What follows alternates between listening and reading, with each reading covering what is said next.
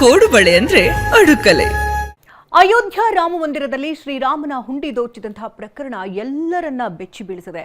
ಈ ಹಗರಣದ ಬೆನ್ನಲ್ಲೇ ರಾಜ್ಯ ಕಾಂಗ್ರೆಸ್ ಸರ್ಕಾರ ಕೂಡ ಅಲರ್ಟ್ ಆಗಿದೆ. ರಾಜ್ಯದ ಮುಜರಾಯಿ ದೇಗುಲಗಳ ಹುಂಡಿ ಹಣ ಎಣಿಕೆ ಸಿಸಿಟಿವಿ ಕಣ್ಗಾವಲಿನಲ್ಲೇ ನಡೀಬೇಕು ಅಂತ ಸರ್ಕಾರ ಆದೇಶ ಹೊರಡಿಸಿದೆ.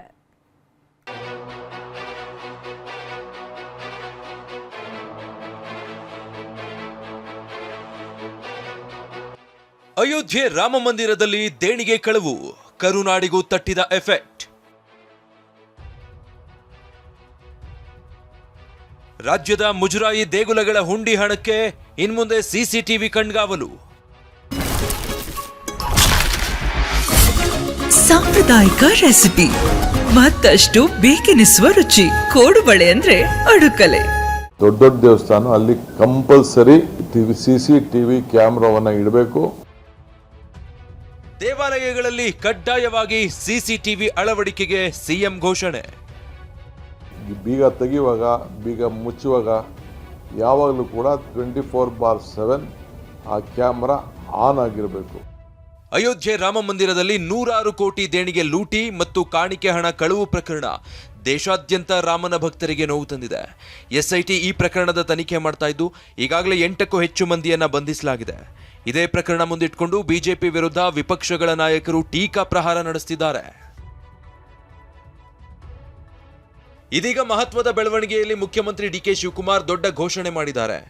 ಬೆಳಗಾವಿ ಸುವರ್ಣಸೌಧದಲ್ಲಿ ನಿನ್ನೆ ಪ್ರಗತಿ ಪರಿಶೀಲನೆ ಸಭೆ ಬಳಿಕ ಮಾತಾಡಿದ ಸಿಎಂ, ಅಯೋಧ್ಯೆ ಶ್ರೀರಾಮ ಮಂದಿರದಲ್ಲಿ ಕಾಣಿಕೆ ಹಣ ಕಳವು ಪ್ರಕರಣದಿಂದ ನಮಗೆ ಮಾನಸಿಕವಾಗಿ ಆಘಾತ ಆಗಿದೆ. ಧರ್ಮದ ಹೆಸರಲ್ಲಿ ಈ ರೀತಿ ತೊಂದರೆ ಆಗಿದೆ. ರಾಜ್ಯದಲ್ಲಿ ಇಂತಹ ಪ್ರಕರಣ ಮರುಕಳಿಸಬಾರದು. ಹೀಗಾಗಿ ಎಲ್ಲ ಮುಜರಾಯಿ ದೇವಾಲಯಗಳಲ್ಲಿ ಹುಂಡಿ ಎದುರು ಕಡ್ಡಾಯವಾಗಿ ಸಿಸಿಟಿವಿ ಅಳವಡಿಕೆ ಮಾಡಲು ಆದೇಶಿಸಲಾಗುವುದು ಎಂದು ತಿಳಿಸಿದ್ದಾರೆ. ರಾಮ ಮಂದಿರದಲ್ಲಿ ಯಾವ ರೀತಿ ದೊಡ್ಡ ನಮಗೆಲ್ಲ ಅಗೌರವ ಬಂದಿದೆ. ನೀವೆಲ್ಲ ಭಾಳ ಭಕ್ತಿಯಿಂದ ಇಟ್ಟಿಗೆ ಕೊಟ್ಟಿದ್ದೀರಿ, ಹಣ ಕೊಟ್ಟಿದ್ದೀರಿ, ಚಿನ್ನ ಕೊಟ್ಟಿದ್ದೀರಿ, ಬೆಳ್ಳಿ ಕೊಟ್ಟಿದ್ದೀರಿ, ದುಡ್ಡು ಹಾಕಿದ್ದೀರಿ, ಎಲ್ಲ ಹೋಗಿ ಹಾಕಿದ್ದೀರಿ. ಇದೊಂದು ದೊಡ್ಡ ಕಳ್ತನದ ಒಂದು ದೊಡ್ಡಾಗಿ ನಮಗೆಲ್ಲ ಮಾನಸಿಕವಾಗಿ ದೊಡ್ಡ ಅವಮಾನ ಆಗಿದೆ. ಯಾವುದ್ಯಾವುದು ದೇವಸ್ಥಾನಗಳು ಮುಜರಾಯಿ ಇಲಾಖೆ ಇದೆ, ಎಲ್ಲೇ ಮುಜರಾಯಿ ದೇವಸ್ಥಾನ ಇಲಾಖೆ ಇಲ್ಲದೆ ದೊಡ್ಡ ದೊಡ್ಡ ದೇವಸ್ಥಾನ ಅಲ್ಲಿ ಕಂಪಲ್ಸರಿ ಒಂದು ಸಿಸಿಟಿವಿ ಕ್ಯಾಮ್ರಾವನ್ನು ಇಡಬೇಕು.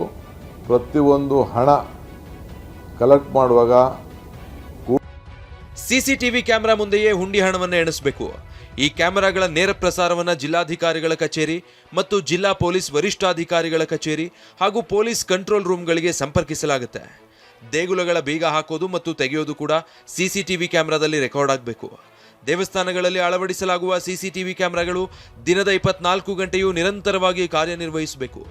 ಟ್ರಾಫಿಕ್ ನಿಯಂತ್ರಣ ಕೊಠಡಿಗಳ ಮಾದರಿಯಲ್ಲೇ ದೇವಸ್ಥಾನಗಳಲ್ಲಿನ ಸಿಸಿಟಿವಿ ಕ್ಯಾಮೆರಾಗಳ ಮೇಲ್ವಿಚಾರಣೆಗಾಗಿ ವಿಶೇಷ ಡ್ಯಾಶ್ಬೋರ್ಡ್ ವ್ಯವಸ್ಥೆಯನ್ನು ಸ್ಥಾಪಿಸಲಾಗುವುದು ಅಂತ ಮುಖ್ಯಮಂತ್ರಿ ಡಿಕೆ ಶಿವಕುಮಾರ್ ಘೋಷಿಸಿದ್ದಾರೆ. ಇಡೀ ರಾಜ್ಯದ ಎಲ್ಲ ನಮ್ಮ ಮುಜರಾಯಿ ದೇವಸ್ಥಾನಗಳಲ್ಲಿ ಕಡ್ಡಾಯವಾಗಿ ಆ ದೇವಸ್ಥಾನದ ಒಳಗಡೆ ಗೋಲಕದ ಎದುರುಗಡೆ ಸಿಸಿಟಿವಿಯನ್ನು ಅಳವಡಿಸಬೇಕು. ಎಲ್ಲೇ ಮುಜರಾಯಿ ದೇವಸ್ಥಾನ ಇಲಾಖೆ ಇಲ್ಲದೆ ದೊಡ್ಡ ದೊಡ್ಡ ದೇವಸ್ಥಾನ ಅಲ್ಲಿ ಕಂಪಲ್ಸರಿ ಒಂದು ಸಿಸಿಟಿವಿ ಕ್ಯಾಮ್ರಾವನ್ನು ಇಡಬೇಕು. ಪ್ರತಿಯೊಂದು ಹಣ ಕಲೆಕ್ಟ್ ಮಾಡುವಾಗ, ಕೂಡಿಸುವಾಗ, ಬೀಗ ತೆಗೆಯುವಾಗ, ಬೀಗ ಮುಚ್ಚುವಾಗ ಯಾವಾಗಲೂ ಕೂಡ 24/7 ಆ ಕ್ಯಾಮ್ರಾ ಆನ್ ಆಗಿರಬೇಕು. ಅದಕ್ಕೆ ಸೂಕ್ತವಾದಂಥ ವ್ಯವಸ್ಥೆಯನ್ನು ಮಾಡಬೇಕು ಅಂತೇಳಿ ಅವ್ರಿಗೆ ಮಾರ್ಗದರ್ಶನವನ್ನು ಕೊಟ್ಟಿದ್ದೇನೆ. ಸಿಸಿಟಿವಿ ಕಲೆಕ್ಷನ್ನು ಓಪನ್ ಮಾಡೋಂಥ ಜಾಗ, ಹಣ ತೆಗೆಯುವಂಥ ಜಾಗ, ಹಣ ಎಣಿಸುವಂಥ ಜಾಗ ಎಲ್ಲ ಕೂಡ ಪೊಲೀಸು SP ಕಚೇರಿಗೆ ಅಲ್ಲಿ ಆ ಸಂಬಂಧಪಟ್ಟಂಥ ತಾಲೂಕು ಸರ್ಕಲ್ ಇನ್ಸ್ಪೆಕ್ಟರ್ ಕಚೇರಿಗಾಗಲಿ ನೇರವಾಗಿ ಮತ್ತು ಡೆಪ್ಟಿ ಕಮಿಷನರ್ ಕಚೇರಿಗಳಿಗೆ ಒಂದು ಲೈನನ್ನು ನಮ್ಮಲ್ಲಿ ಯಾವ ರೀತಿ ಕಂಟ್ರೋಲ್ ರೂಮ್ ಇಟ್ಕೊಂಡಿರ್ತೀವಿ ತಾವೆಲ್ಲ ಗಮನಿಸಿದ್ದೀರಿ. ಟ್ರಾಫಿಕ್ ವಿಚಾರದಲ್ಲಿ ಒಂದು ಕಂಟ್ರೋಲ್ ರೂಮ್ ಡ್ಯಾಶ್ಬೋರ್ಡ್ ಹಾಕಿರ್ತೀವಲ್ಲ, ಆ ರೀತಿ ನೀವೆಲ್ಲ ಮಾಹಿತಿಯನ್ನು ನಮ್ಮ ಸರ್ಕಾರದ ಯಾವುದ್ಯಾವುದು ದೇವಸ್ಥಾನಗಳು ಮುಜರಾಯಿ ಇಲಾಖೆ ಇದೆ, ಧಾರ್ಮಿಕ ದತ್ತಿ ಇಲಾಖೆಗೆ ಒಳಪಡುವ ದೇವಸ್ಥಾನಗಳಿಗೆ ಪ್ರತಿ ವರ್ಷ ಕೋಟ್ಯಂತರ ರೂಪಾಯಿ ಆದಾಯ ಇದೆ. ಜನ ಭಕ್ತಿ ಮತ್ತು ನಂಬಿಕೆಯಿಂದ ಚಿನ್ನ, ಬೆಳ್ಳಿ ಹಾಗೂ ನಗದು ರೂಪದಲ್ಲಿ ದೇಣಿಗೆ ನೀಡುತ್ತಾರೆ. ಈ ಹಣ ದುರುಪಯೋಗ ಆಗದಂತೆ ತಡೆಯಲು ಮತ್ತು ದೇವಸ್ಥಾನದ ಆಡಳಿತದಲ್ಲಿ ಪಾರದರ್ಶಕತೆ ಕಾಯ್ದುಕೊಳ್ಳಲು ಹುಂಡಿ ಹಣಕ್ಕೆ ಸಿಸಿಟಿವಿ ಕಣ್ಗಾವಲು ಹಾಕಲು ರಾಜ್ಯ ಸರ್ಕಾರ ಮುಂದಾಗಿದೆ. ಆದರೆ ಇದು ಎಷ್ಟು ಪರಿಣಾಮಕಾರಿಯಾಗಿ ಜಾರಿಯಾಗುತ್ತೆ ಕಾದು ನೋಡಬೇಕಿದೆ. Bureau report, TV9. ಕೋಡುಬಳೆ ಅಂದ್ರೆ ಅಡುಕಲೆ.